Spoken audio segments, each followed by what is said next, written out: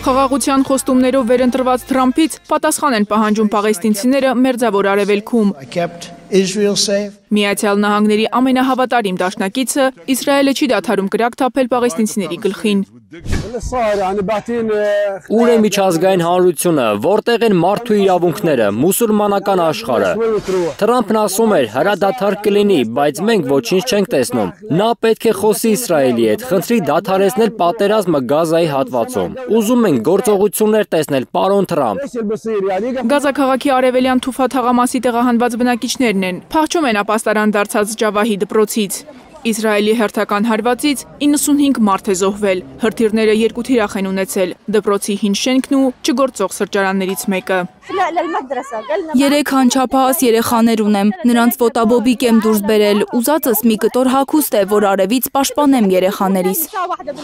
Ալ-Բաքա սրճարանում իսրայելական հրթիռի հարվածից զոհվել է 33 մարդ, զոհերից մեկը լրագրող է, Իսմայիլ Աբու Հաթավը։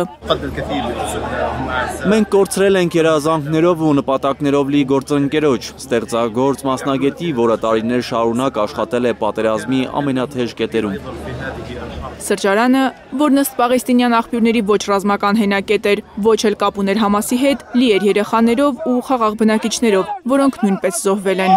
Փրկված լրագրողները պատմել են, որ սրճարան էին գնացել Գազայի պատերազմի մասին հոդվածներ ու լուսանկարներ համացանցում տեղադրելու համար։ 2023 թվականից Գազայում իսրայելական հարվածներից զոհվել է 228 լրագրող։ Մարիամ Ամիրջանյան, Հարություն Մաթևոսյան, Հայլուրի համար։ Հայաստանում և աշխարհում տեղի ունեցող իրադարձությունների մասին առաջինը իմանալու համար բաժանորդագրվեք մեր ալիքին, սեղմեք զանգակը, որ բաց չթողնեք ամենակարևորը, ամենահրատապն ու հետաքրքիրը։